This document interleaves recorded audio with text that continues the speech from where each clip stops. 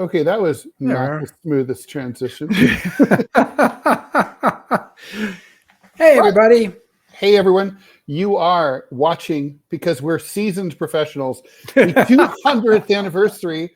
Well, not really. It's the 200th episode of the DMZ America podcast. 199th. Is it? I have Yep. it since number 200. No. Yeah, I think so. I thought this was 199. Is I it? think this is big number 200. I think so. Wow. Okay. I feel not a day over 199. So, And just in celebration, I'm wearing my Gerald Ford medallion. Yes, you are. Yes, you are. And so that there is Scott Stantis. I'm editorial cartoonist Ted Rall, coming to you from the left, and you are watching or listening to the DMZ America podcast for Wednesday, April 2nd, 2025. And I am, of course, editorial cartoonist Scott Stantis, coming to you from the right. And now all of a sudden I can't find us. I'll find us. Don't worry about it. But this is, Ted, by the way, just it is episode 199. You're sure? Well, according to our list of podcasts, yes, on BuzzFeed, that's where we're at. You can't, but can we trust integrals, really?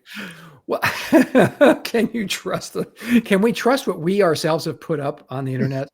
I think not. Probably not. Oh, absolutely not. As someone who knows myself very well, I would say I'm extremely unreliable. I'm an unreliable narrator. We have two pieces of breaking news. Ted is not sure what they are. I think he knows what they are, but I'll tell him anyway. The courts have ruled that New York City Mayor Eric Adams, the case against him is being dropped. It's being dismissed with prejudice. And the judge also went against the request by the Justice Department, saying these charges cannot be brought back up, which seems weird to me. Well, that's what with prejudice means. Oh, is that what that means? See, I never knew. I always just thought they were just pissed off at it. No. Yeah, unfortunately, I've spent more than my fair share of time in courtrooms. And so, So with basically whenever a ruling comes down, doesn't have to be something as dramatic as this. It could be just for a motion. But with prejudice means that's it. You can't appeal. Without prejudice means you can appeal. Oh, okay. So, which is weird. So, Ted, you are boots on the ground there. You are living in New York City. You're living the dream, as it were. What does this mean? Anything, everything, nothing? Well, we knew this was going to happen. The Department of Justice had already, told the local prosecutors here to drop the case against Adams. So this was a foregone conclusion. It was basically when the prosecutors come to a judge and say, listen, we've decided to drop a case. It's usually pro forma for the judge to say, okay, well, if the people are not interested in pursuing this, fine, whatever. Now, in this particular case, the judge did seem skeptical because there was a quid pro quo. Yeah, I was about to ask So the quid pro quo here, which is, I think it's fair to say, I don't think it's telling any stories out of school, was that Mayor Adams agreed to cooperate fully and fulsomely with the Trump administration's mass deportation policies, New York City, and to overlook New York City's legal status as a sanctuary city in order to do that and cooperate with ICE and other Trump authorities.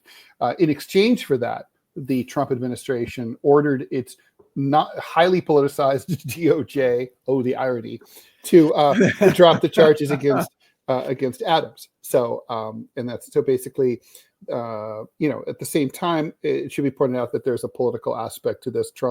Adams could decide to run for re-election. The mayoral race is this year. This June or July, I think it's June, is when the Democratic primary is. He's a Democrat. You can't be the mayor of New York City unless you're a Democrat, no matter under any circumstance.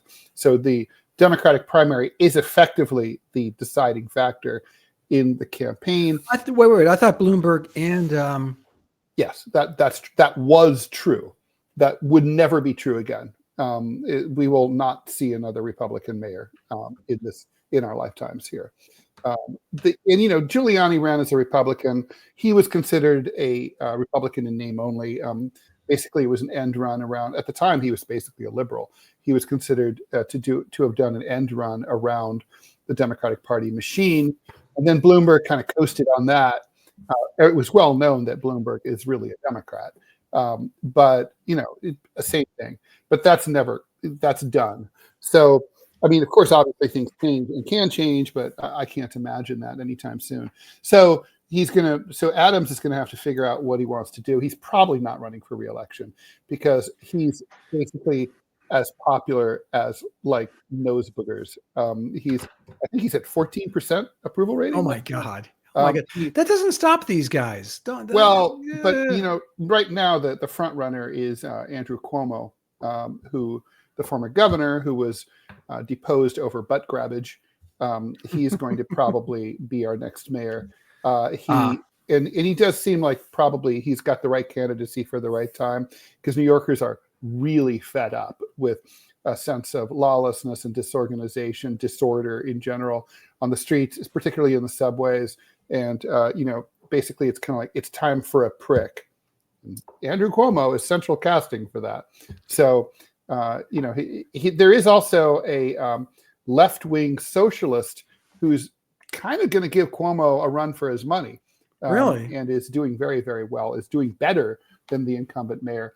I don't think Adams will run again. I think this was about, his basically giving Trump some runway because he knows that even Cuomo is not going to be able to continue to cooperate with Trump. I mean, that's not going to be permitted.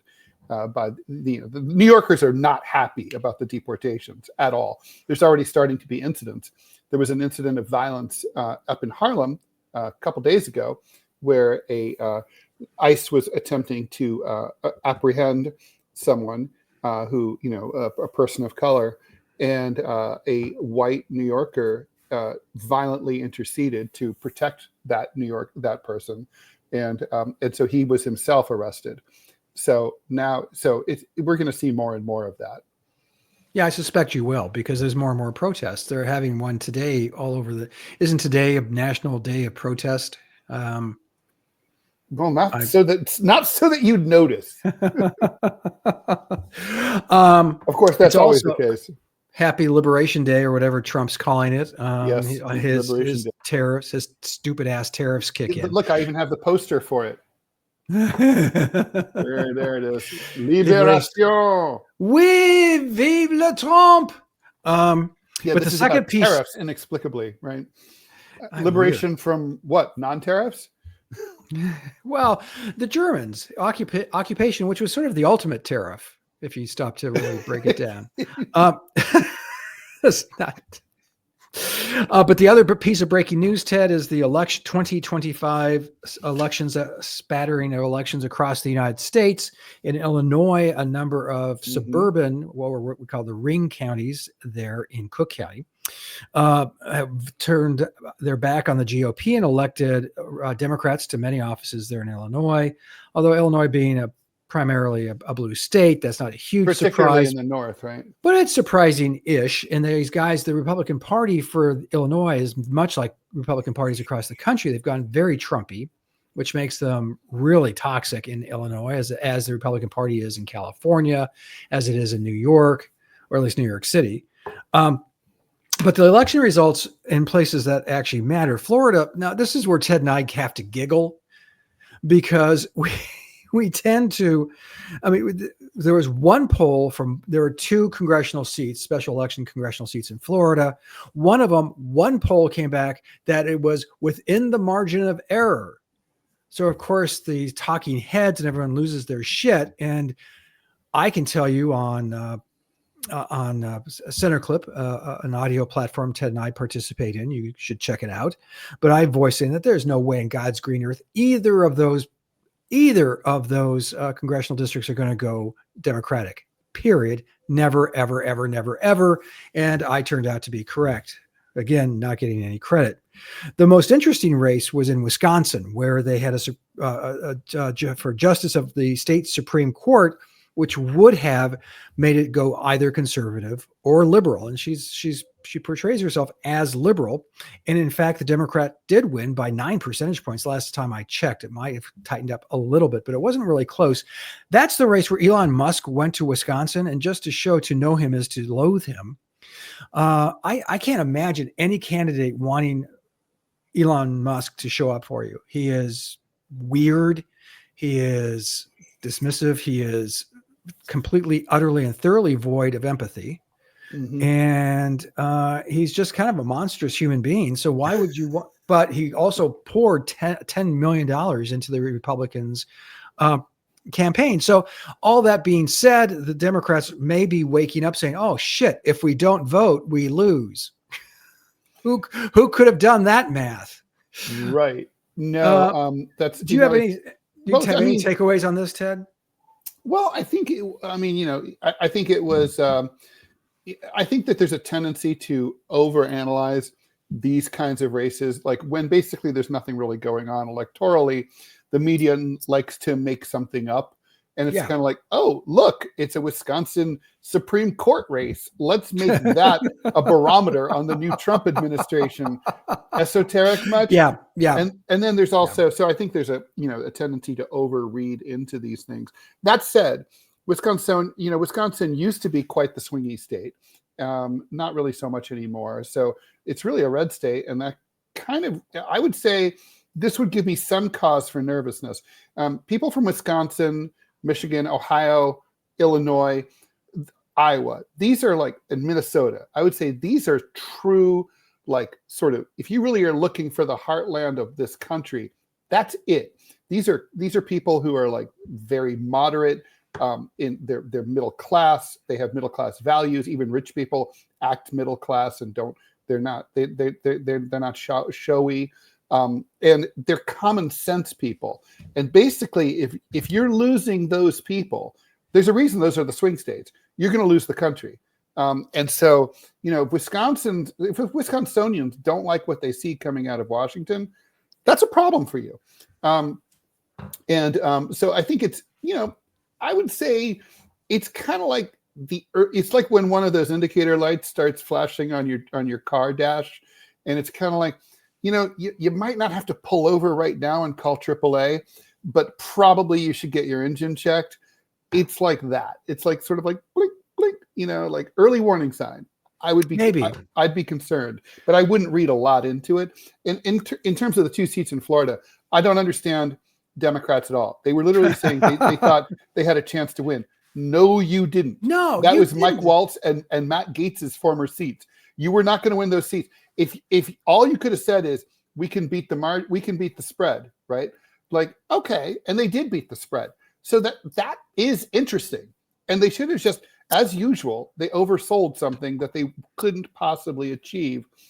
Bad messaging as usual. Democrats always are, we know that they have this problem. So that's my no, fair enough. No, that's absolutely what my take as well, that there does seem to be some awakening on the Democratic side for no other reason than people really don't like what they see coming out of Washington. And as these tariffs and the effect on our economy kick in, and it's going to be profound, coupled with, Ted, something nobody's talking about. They're talking about the cuts, right? And you're letting these people go. The dry as bone analysis is what this is going to do to unemployment, which if you're unemploying tens of thousands of people, this is going to be hundreds of thousands by the time they're done. That's going to have an appreciable effect on employment. So now you're going to have inflation, which will, because of these tariffs, go up. My prediction is I think the next round will be 3.1%, maybe higher. By the time it's all done, I suspect the inflation rate will be back over 5%, which that's significant because that's an aggregate. And that means that things like fuel, things like cars, things like, your food, all of it is going to go through the roof. And that's not going to make this administration particularly popular. Couple that with Doge and couple that with handing the government over effectively to an unelected person who, by the way, Republicans used to hate. 3 months ago? Right. But now apparently it's okay to have a non-elected official have sweeping powers. all of this is to say that, I mean, are we headed towards catastrophe, as Carville would say, that just sit back and let this implode? I suspect it will. Similar happened when Reagan took office. He was a nut. He was a conservative. He was crazy. His plans were going to destroy the economy. He took over an economy that was in pretty bad shape. But inflation went up. We went into a recession. The Republicans had their asses kicked in the 82 elections, but then things turned around rather quickly. And by 84, things were robust. And Ronald Reagan, of course, won a landslide election, and the House and the Senate went Republican again. So, maybe that's what Team Trump is thinking will happen. But these, looking at both the policies of those two administrations are so different. Ronald Reagan actually did a radio broadcast while he was president. If you remember the weekly presidential address over the radio, how quaint is that? And he said, and it was pretty much how terrible tariffs are and how we shouldn't embrace them. They're awful. And he was right. He was right now as he was then. These things are going to be a catastrophe. So anyway, those are the two breaking news things. GOP, watch out. Dems, I guess doing nothing is, if that's what you're good at, keep doing it. That's their thing. That's their bag. It won a big race in Wisconsin, the most expensive by twice as expensive as the next most expensive judicial race in the history of the United States. So there you have it. It's going to have, and look, honestly, this race probably will have some practical effects. It's certainly going to, Wisconsin's an important battleground state on abortion rights, and it's also, redistricting. The Democrats think that they can pick up 2 congressional seats. That matters with how tight the House is right now, and it could make a difference in terms of making Wisconsin. If Wisconsin tips blue. Look, I mean, Trump might not have won last time, right? If Wisconsin had gone for, I think he might have still won.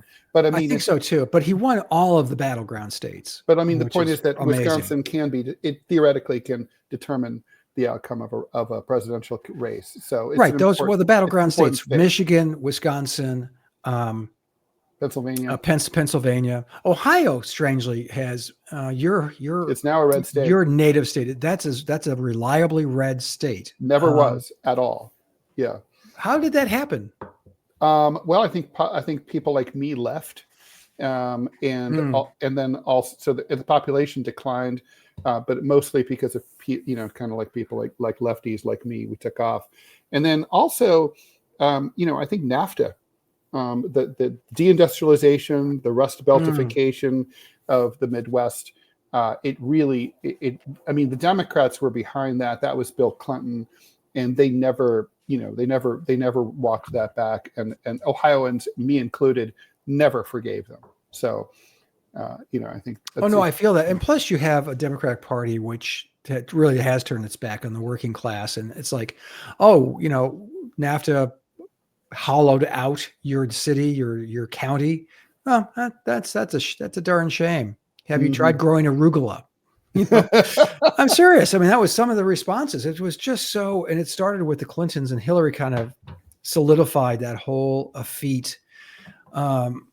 She's so warm and fuzzy. You just feel this is why you want a female candidate, because like all women, she's just so motherly and yes, and reassuring. She always lets you know she's caring, sweet.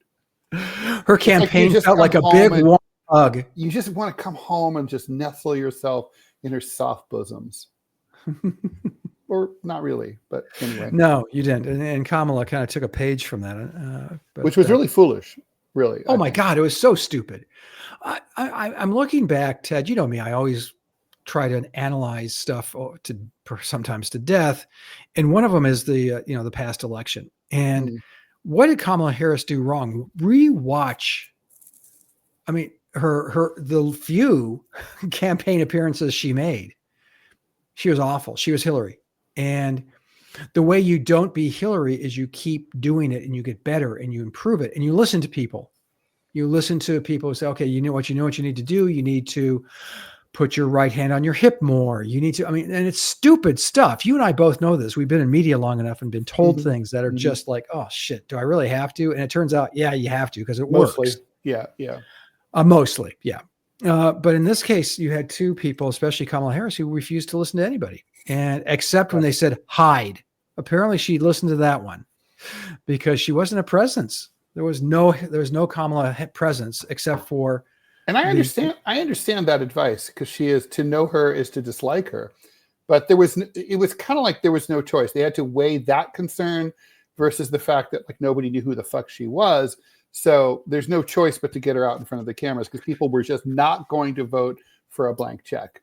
And you look at a good example is the election of 48. I mean, even though Truman had been president for about 3 years, I think what was it, about 3 years, maybe even a little bit more. They still didn't really know him that well. They certainly didn't know him as well as they knew FDR, and they certainly didn't adore him like they did FDR, because FDR had that kind of, New England or, the New York East accent. And it was just, the day that shall live in infamy, maybe. And then you have Harry Truman, who sounded like a rusty drill. Oh, he talked like this. His vocabulary was very limited. And he talked like this when he was in public. But he also said, screw it, screw the experts, screw everybody. And he did the whistle stop tour and made, over 1,000 stops, if I'm not mistaken, certainly in the hundreds, and people came out because they wanted to see a sitting president. And he just kept talking. He worked for it. Yeah, he worked his ass off for it. And Kamala Harris doesn't seem to work very hard, doesn't believe in that particular Protestant work ethic. No. Anyway, so we now have people being deported who shouldn't be deported. They get thrown into, and if you've been watching, I told you this would happen. And it happened very quickly as videos coming out of the El Salvadoran mega prison. And what a fucking hellhole it is. I mean, it's inhuman. There's also some stories coming out about what they're calling ICE Air, which are the private charter kind of like extraordinary rendition flights, which have already been many scores of them, bringing people back, deporting people who are Venezuelan and Colombian and so on, Salvadorian, Nicaraguan, Honduran, and many cases taking them to El Salvador. And they're talking about the flight attendants on these, they were recruited for these planes to say, this is going to be elite travel. You're going to be traveling with rock bands and like rich people. And instead they have shackled inmates. And it's really, it's very, the reports are very disturbing. There was at least one emergency where the wing caught fire. The plane had to be evacuated. And the flight attendants were told throughout this whole process, not just on this one flight, systematically, do not even look at the detainees. Do not take make no attempt to save their lives. They're shackled. They can't be evacuated. So literally it was like, we were told to not take care of them. And that goes counter to the code of being a flight attendant, where your number one responsibility is to evacuate the plane in case of an emergency. So it was very upsetting. A young girl almost died on one of these flights, apparently. Apparently they're not provided with food or water. So there are people who are in really bad condition. So it's basically torture. It's a human rights atrocity, what's going on these flights.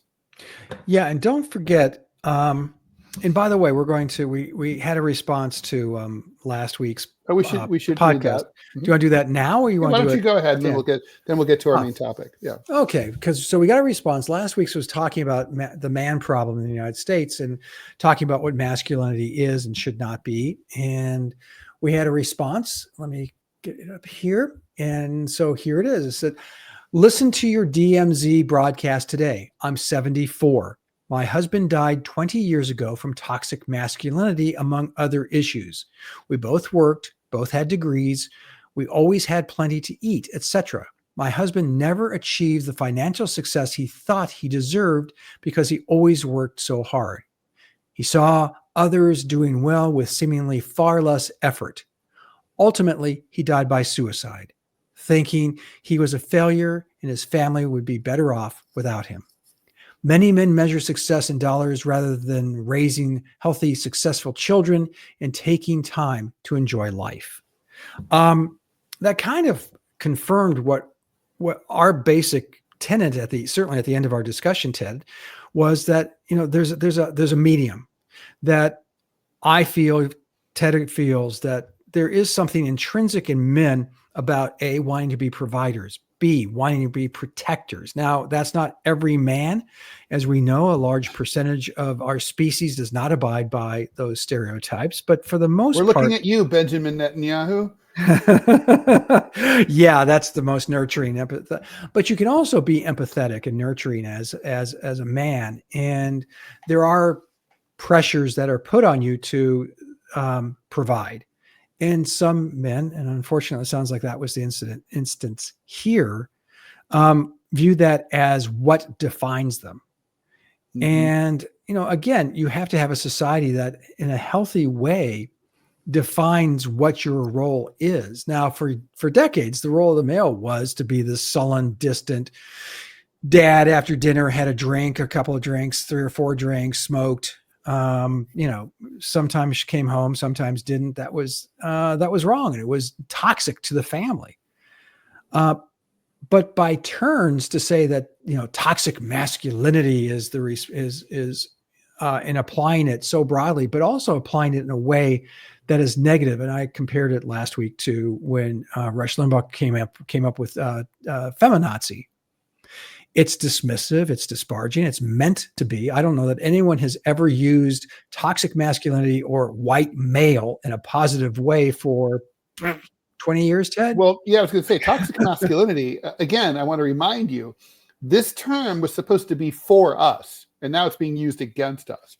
So toxic masculinity was basically a psychological term that was meant to explain the way that boys and then men are told that they're not allowed to be emotional. Boys don't cry, like the Cure song. Don't wear it like my father told me when I was a little kid. Don't wear your heart on your sleeves. That's toxic masculinity. It's literally masculinity perverted into something cruel and hard and emotionless and like quash your feelings and don't how that. And the victims of toxic masculinity, as it was originally conceived, were men. And then what's happened now is, language changes, but the meaning has completely switched here. Now toxic masculinity has nothing to do with men as victims. It has to do with what men do because masculinity is inherently toxic. So as men go out into the world and interact with each other and with, more importantly, with women, they're toxic influences. That's what it is. It's just so perfect, really. Well, and so I wanted to thank Pamela for sending us that note, firstly. And if you who are listening here have access to, say, Facebook or where else can they direct DM us? X. We'd love to hear from you, because now we're going to ask your opinion on this, the 199th. You can also reach me through my website, rall.com/contact. Or just, you can DM me through X or Facebook. So,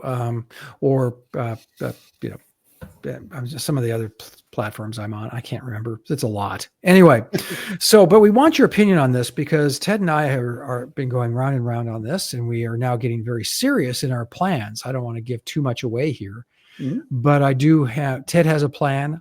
I have a plan should things go completely fascist on us, which could happen. It seems to be happening that quicker and quicker.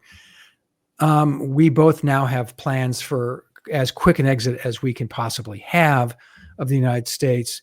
And our question to our listeners, to our viewers right now, you can also comment on YouTube, there's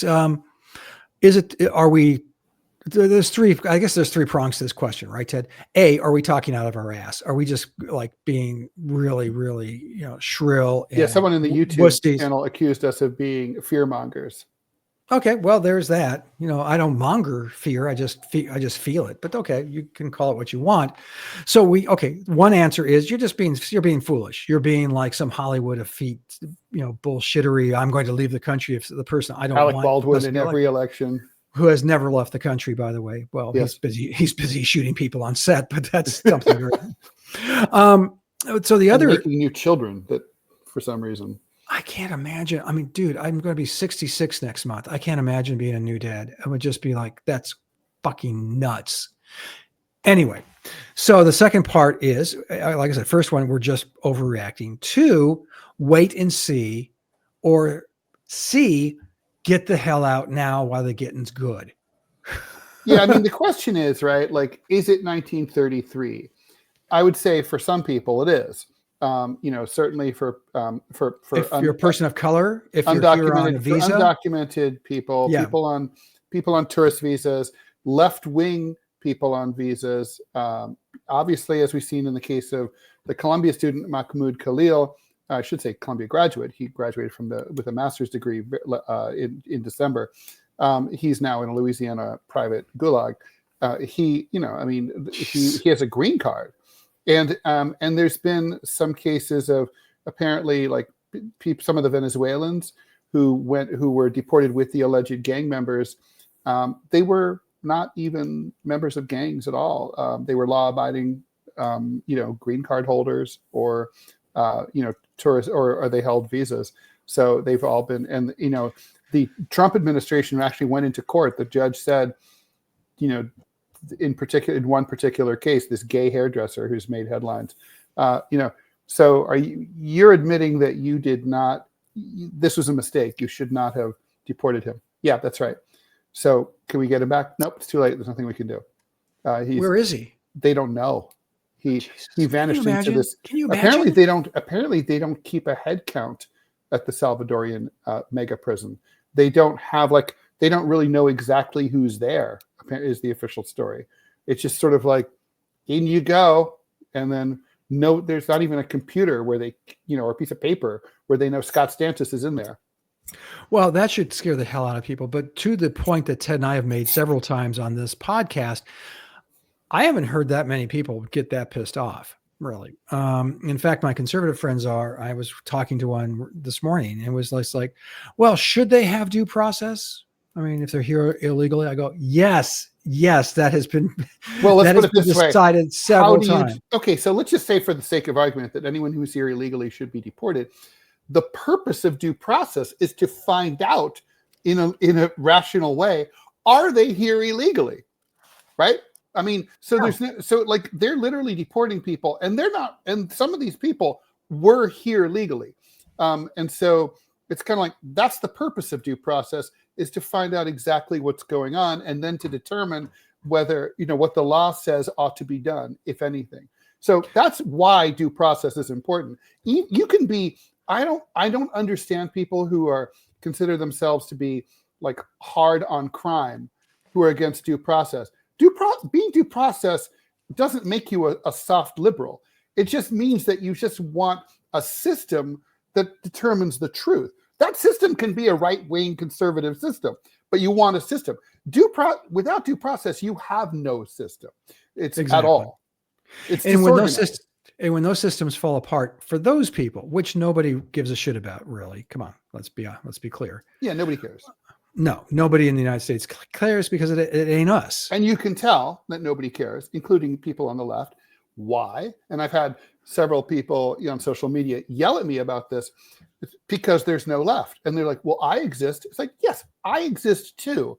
But as loud as I am, and no matter how many podcasts I do, I cannot or personally do anything to stop this from happening. You need a left-wing organization, a left party, a socialist party, a communist party, a left libertarian party. You need a big popular front. The kind of, when you see these mass demonstrations in France, whether they're on the right or on the left, they are organized by massive trade unions and political parties that are aligned with those trade unions. They don't just happen because someone posts something on Facebook, hey, let's not buy anything on Friday. It doesn't work that way.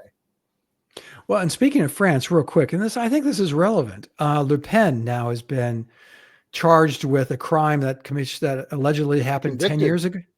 Convicted 10 years ago, right? Of embezzling EU funds. Yeah. Is it true? It's kind of like probably. Yeah. Okay. So she is now banned from running for any office anywhere ever forever in France, which this is coming from a centrist government with Macron. And I mean, if they're pulling this kind of bullshittery and using the law to block out a significant political opponent. Well, she's not a political opponent. She's literally she's the front runner. Is she she's the front runner in the presidential race. So given that, let's move it back to the United States. We are in the same position. We are going to see due process get waived more and more. We have an executive branch of the government that is now saying more and more that they will not listen to nor abide by judicial decisions they don't like. When those decisions do come down, President Trump has said that the judge should be impeached. All of this is to say, I'm coming back to the question, should we leave now? Should we wait? Or are we overreacting? I don't think we're overreacting, Ted. I think you and I know history enough to see these trends, and the Trump administration in its haste has moved up to that edge very quickly. And fascism and fascist tendencies, fascist movements are called movements for a reason. They're not old-fashioned, political parties. They move quickly because that's part of what makes them a fascist movement, is that it's exciting. No one could ever say that these first few months nothing has happened. Lots has happened. We expect more to happen. This is keep the masses entertained. And if you voted for him, you're probably pretty psyched about some of this stuff. So the question is, what are the odds, right? I mean, when you're trying to determine, whether you should get on an airplane or not, you kind of try to figure out what are the odds of this plane falling out of the sky and be, dying on this plane. Pretty low, so you get on. And so the question now is, what are the odds here? I'd say, I asked Grok, the AI, what are the chances of fascism in the U.S.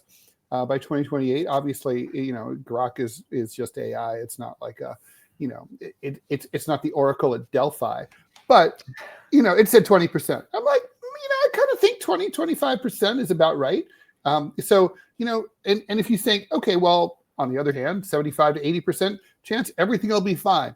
Okay, fine. So, but let's just say you smoked and your doctor said, well, in 4 years, you're going to die of lung cancer, 25% chance unless you quit smoking. Would you quit smoking?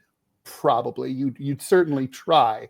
I think long and hard about it, because even though your odds would be pretty good, but the downside sucks so hard that you're kind of so the downside of fascism, more for people like us than for, for political commentators than other people, would suck hard. Well, yeah. And I would say more to your point. I mean, maybe an even better metaphor. See, we're cartoonists. That's what we do. Is if you were getting back to your airplane, Ted, if you were getting on an airplane and the stewardess said, there's a 25% chance this plane will crash, what would you still take the plane? I'd be like, what's the fuss? I'm taking the bus. Exactly. Ted, are we ready to leave? Because you and I are very much on the same page on this issue. Well, before I answer that question, okay. I want to sort of mention some of the high-profile people who've decided to leave. So, not Alec Baldwin. Alec Baldwin's still here, alas. So his presence might be a good reason to leave, actually. But Jason Stanley, who's a professor at Yale and an expert on fascism, he's wrote the book How Fascism Works a few years ago. He pointed to what happened at Columbia University with the way that they, I heard him talking about this on NPR. He has kind of a dark view. He's Jewish. I didn't realize this. And apparently he went to the high school where my mom taught. in Ohio. So he's a fellow Southwestern Ohioan, a little younger than me. Did he know your mom? I don't know. I have not reached out to him, but Professor Stanley is leaving Yale. He's going to the University of Toronto, which I'm sure is an excellent school, but obviously it's a downgrade in terms of prestige anyway. And he says that he's scared and he thinks that the Trumpies basically are trying to gin up. They're using fake anti-Semitism. In other words, the idea that there's anti-Semitism is rife on American college campuses, which clearly was a lie and not true. But to try to generate real anti-Semitism by people who say, fucking Jews, like, look at what they're doing. They're controlling everything. And I mean, I think that's happening. I don't think it was like this three-dimensional chess thing that Trump was playing. I think that's just the effect of what's happening. And so he's worried about anti-Semitism, ironically caused by people who claim to be fighting anti-Semitism. I'm not sure I buy that, but his hypothesis. But he is leaving. But he is leaving. He's going. Yeah, but at Toronto, they're going to give him like a lot of resources. So that's also got to be kind of appealing. He compares the U.S. to Germany in the 1930s and early 1940s. So he says he's gone. Nick Denton, who was the publisher of Gawker, is gone. He went to Budapest. He says that it was because of Trump. Michael Moore, my former neighbor here on the Upper West Side of Manhattan, is off to Ireland. He says that he can't live here anymore because of Trump. I know a friend of a friend is moving. He's leaving. He says he can't live here anymore. Tech entrepreneurs. Elon Musk's former partner, the musician Grimes, is gone off to New Zealand and Ben Shapiro, who is of course a militant Zionist, is off to Israel. So he's literally going to where he feels safer, Israel. I'm sorry, that one might be that one to me is the bold-faced one. I'm thinking might be just dodging, trying to dodge another libel judgment like the one that he faced in the Hulk Hogan case. But we have closer to home, closer to profession. We have Scott Meyer, who does the comic strip Basic Instruction on Go Comics. Truly one of the funniest cartoons. It's really one of the few ones I read because it's genuinely funny. He has recently moved to Portugal. Steve Greenberg, editorial cartoonist, freelance editorial cartoonist at the moment, has announced last week that he's moving to Mexico. I have been talking to a lot of friends off the record, and a lot of editorial cartoonist friends, as you might imagine, are all saying where do we go? What's the signal? When should we leave? Ultimately, that's what we're talking about. Leave? I mean, let's face it. It's like, it's not really easy to just, other countries aren't like the United States. They guard their borders. So you can't just walk into, Canada and say, hi. So, you have to, if you're like me, you're very lucky. I have an EU passport due to my ancestry. I can just leave. Other people have to see if they can rely on their family history to maybe pull strings that way. Other people have to apply for political asylum or try to buy their way into some country that has a loose immigration policy. It's not that easy to leave, right? But then there's the question of assuming you can and you can afford it, because moving overseas is expensive. Yes. And of course, could you make a living, right? That has to, you and I, we could do the same exact thing overseas if we needed to. But and a lot of people post-COVID, they can work remotely. There might be a time zone difference, but whatever. I guess the question is it's less about whether, should I stay or should I go now? But the question really is it, how scared should we be? And what does it say about the country that people are seriously now doing this? The number of people leaving is at record numbers. This has never happened in the United States before. Like we said, we've had the bullshittery. If Reagan's elected, I'll leave. If Obama's elected, I'll leave. None of that ever happens. This is happening. And I think that what is it about this moment that's different?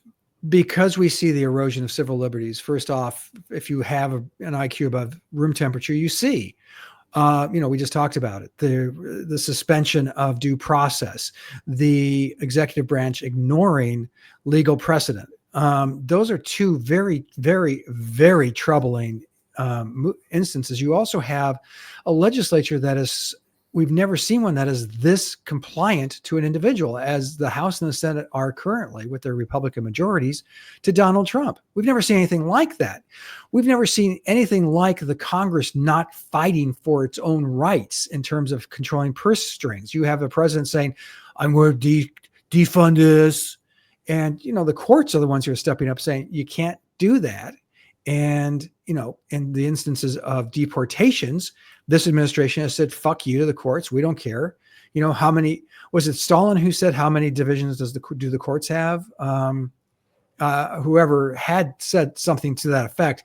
That's where we are right now. Now, are they going to go after Ted and I specifically?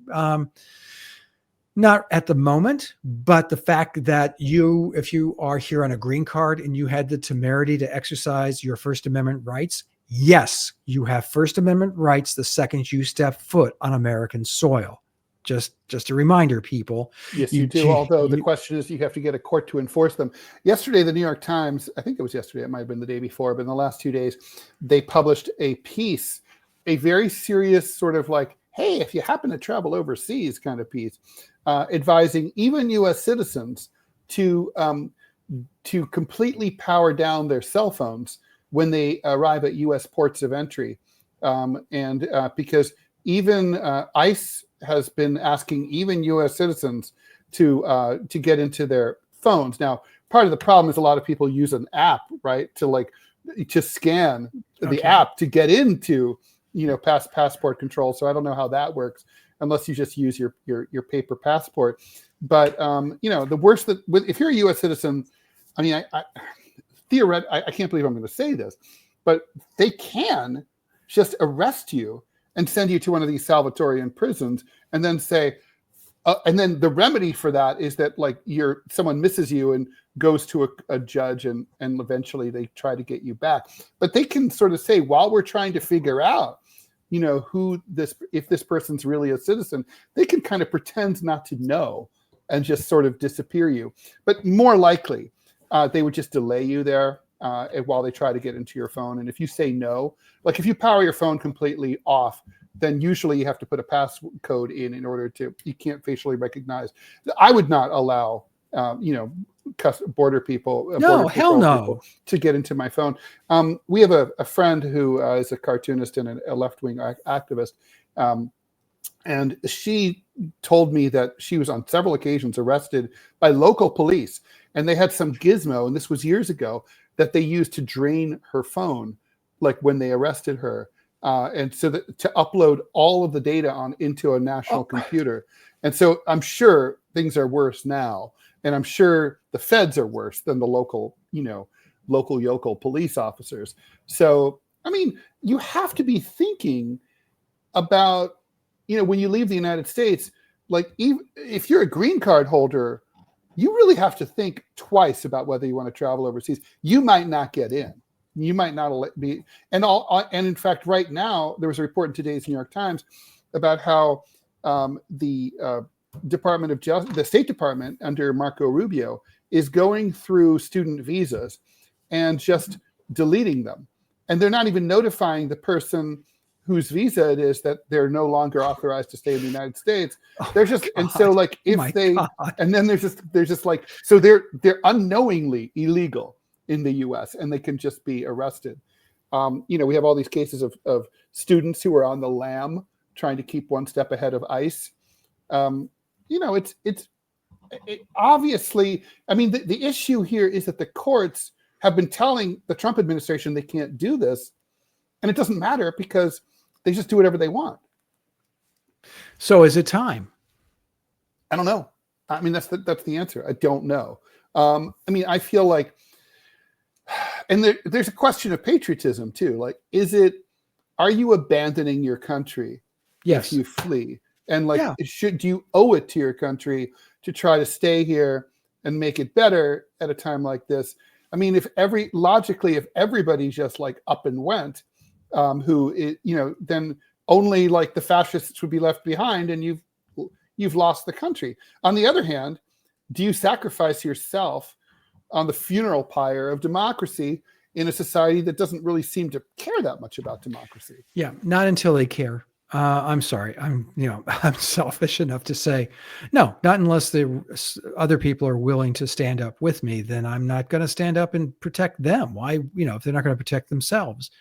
I do think that, listen, if you're going to leave the country, and frankly, I'm really very much on the fence right now. I'm stuck for personal reasons. But those personal reasons aren't going to last forever. And when the opportunity presents itself to leave, I'll probably leave. And it's because I can leave now. There's a chance you can't leave later. That's a consideration. It's a major consideration. I mean, you think about there's like, American Jews, you meet a lot of them here in New York, and you're like, oh, when did your family come here? A lot of them are like, oh, 1936, 1934. Nobody's family came after 1938. It just wasn't possible. No, you couldn't leave. You could not leave. Then, so I don't want that to happen, obviously, to us. But I don't also, do you want to stay in a country where it's a very significantly, profoundly different country than you and I grew up in, Ted? I mean, it was flawed. It was not perfect. It wasn't kumbaya. We weren't all besties. But it wasn't this. It wasn't where, our democratic institutions were just like, somehow they became elastic, that. I think this always, I got to say, you're right.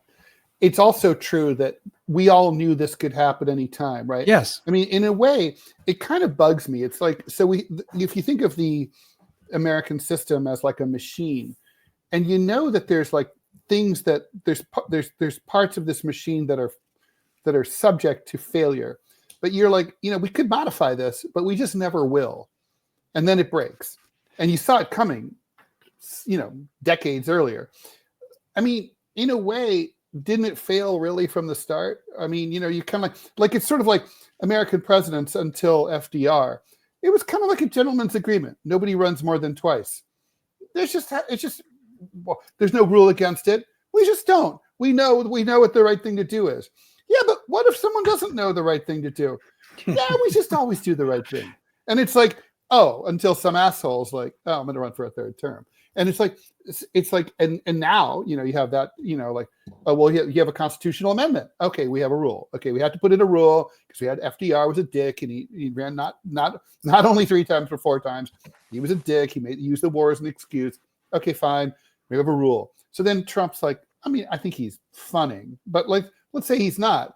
It's like, well, I'll do an end run. I'll run as vice president, and Vance will step aside on January 21st, and I'll be president again. The point is that, like, if things rely on a gentleman's agreement, or like, say, abortion rights relies on some flimsy case law, like, you haven't really addressed the problem, right? You don't really care. Right? You don't really care about abortion rights. You don't really care about. I guess my whole point is, they knew this could happen, and they didn't fix it ahead of time.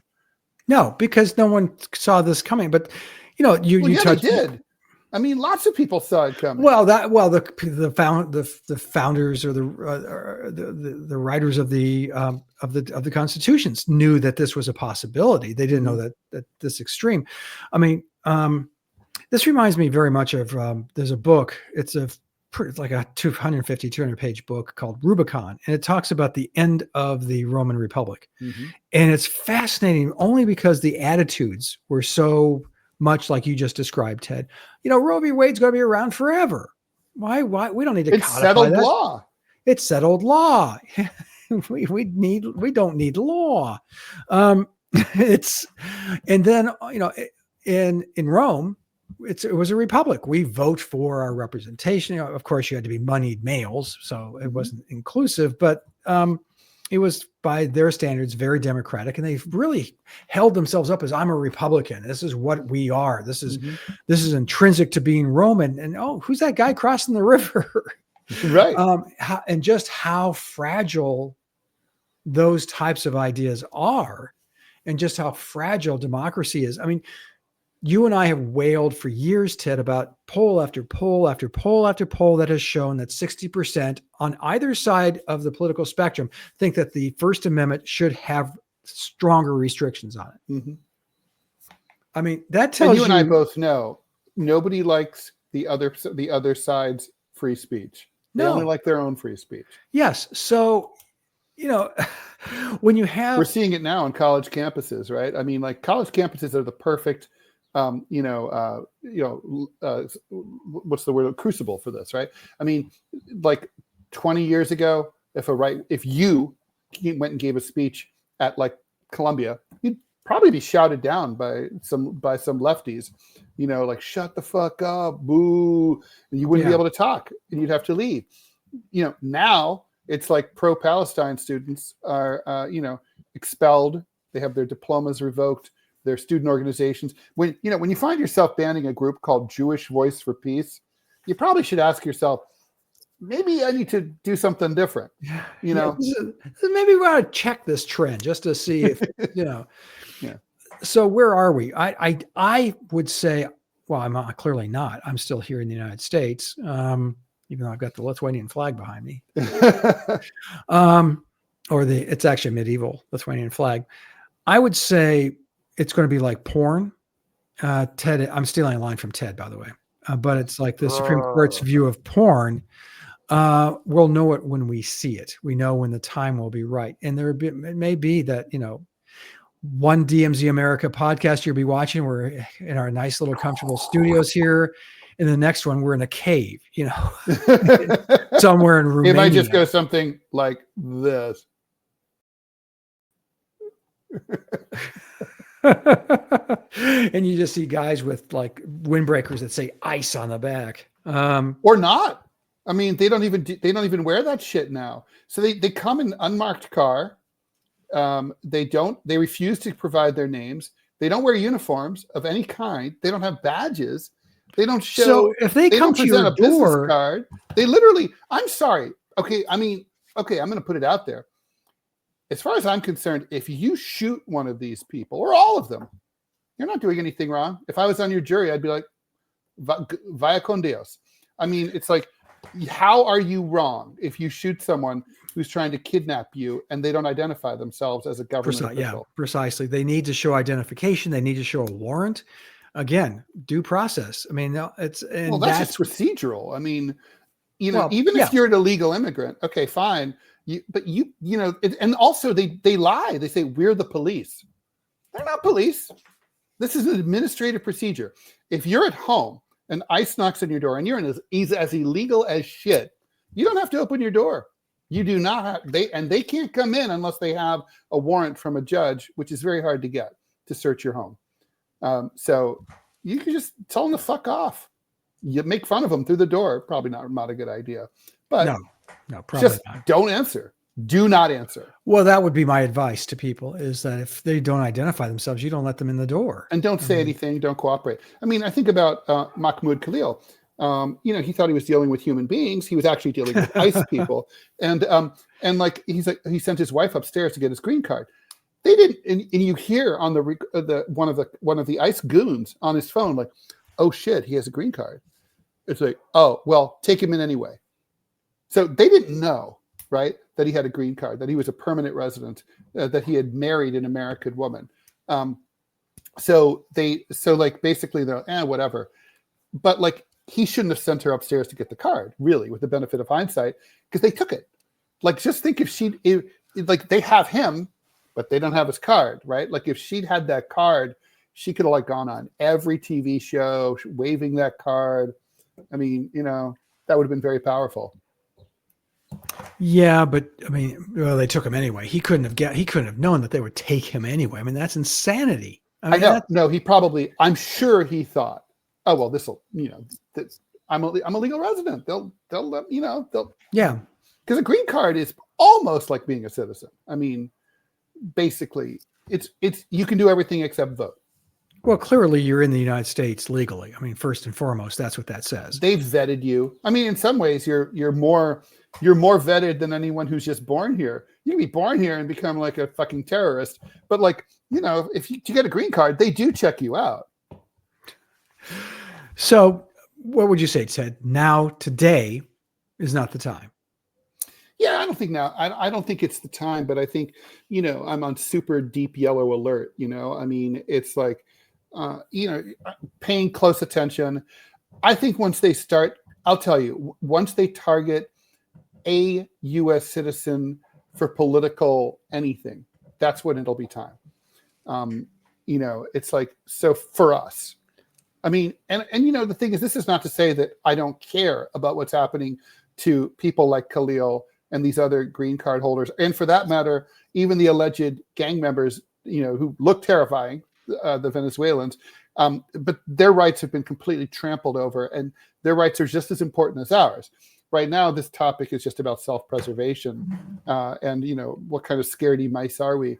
I would say we probably are okay for now, but like for now, and that things are moving quickly. I mean, I would like to see all of this stuff stop due to political pressure, but between the Democrats and the feckless Democrats and the lack of a left, I don't see that changing.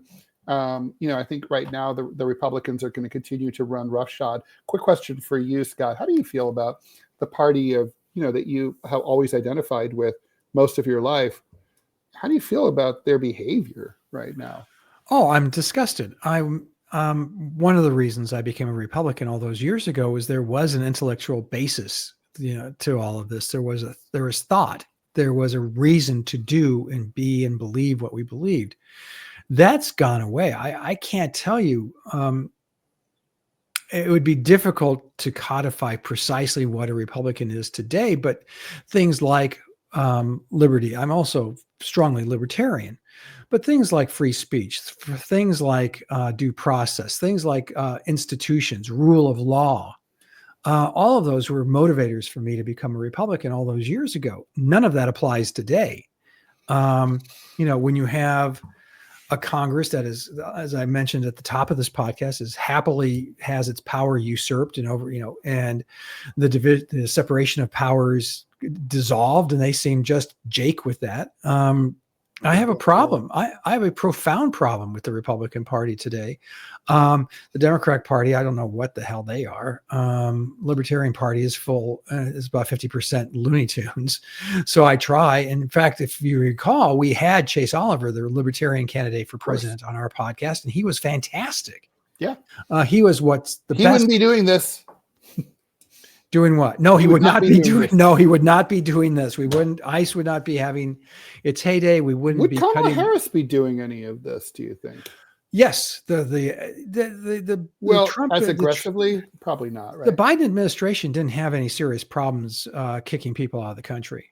Yeah, in massive numbers. The Obama administration had no issues with that. No, at all. But neither Obama nor Biden were trying to deport green card holders. No, there was obviously some kind of, and there was some level of due process. It's nominal. Let's face it. It's you know, if you've ever read about going through Ellis Island as an immigrant back at the turn of the 20th century, it was, you know, it was pretty weak tea, cough, you know. Yeah. And if there's blood on your kerchief, they put you away for a while. Other than that, they'd say, "Where are you going?" I've heard of St. Paul. Okay, so you know anyone there? Yes. He is Clovis. He is cousin. Clovis Stantis. Aurelius. And so, I mean, if you read, and I've read a lot of those, the guys who work, the journals that were kept, the books that were kept at Ellis Island. Up, you trying to show me there? Oh, come on, you can do it, Ted. There he is. There he is. Hey, Clovis. My cat may have died. When you have him stuffed, that you have him stuffed in that position, that'd be adorable. The position of dignity. No, I'm going to make him like a bear, like roar, with glowing red eyes, shooting laser beams. I like that. Anyway, all that being said, the time is, I think my take right now is that the time is not nigh. The time is nigh, but it's not today. Right. But as Ted said, when they start, just because you believe in X, Y, or Z, you've been a critic of the president, we're throwing you into a camp, then that's when I start get my stuff in order and pack my bag. Agreed. Okay. Totally. All right. Well, that's. And Pamela, I wanted to say once again, thank you for sending us that note. Yes. Please get in touch. Anyone who's interested. Yes, we would love to hear from you. If you are as articulate as Pam, we will read and respond to you here on the DMZ America podcast. So thanks everyone for joining us. We'll be back next time we're back, probably next week, sooner if needed. And we're going to go ahead and go check out Scott's stuff. He's at Go Comics, so am I. GoComics.com/Scott Stantis and Ted Rall. We're both on Center Clip. Vote for Jerry Ford in 1976 because he's awesome. Love him. Right. All right, I'm leaving the audio to you, Scott. Here we go. Da-da-da-dum, bum bum ba ba bum ba ba ba bum bum ba ba bum. Mana bum bum ba ba bum ba ba bum ba bum bum ba ba bum bum ba bum bum bum. Buy Ted's book. Go to Go Comics, which has just gotten redesigned. Ted, have you seen the redesign? It's terrible, but go there anyway.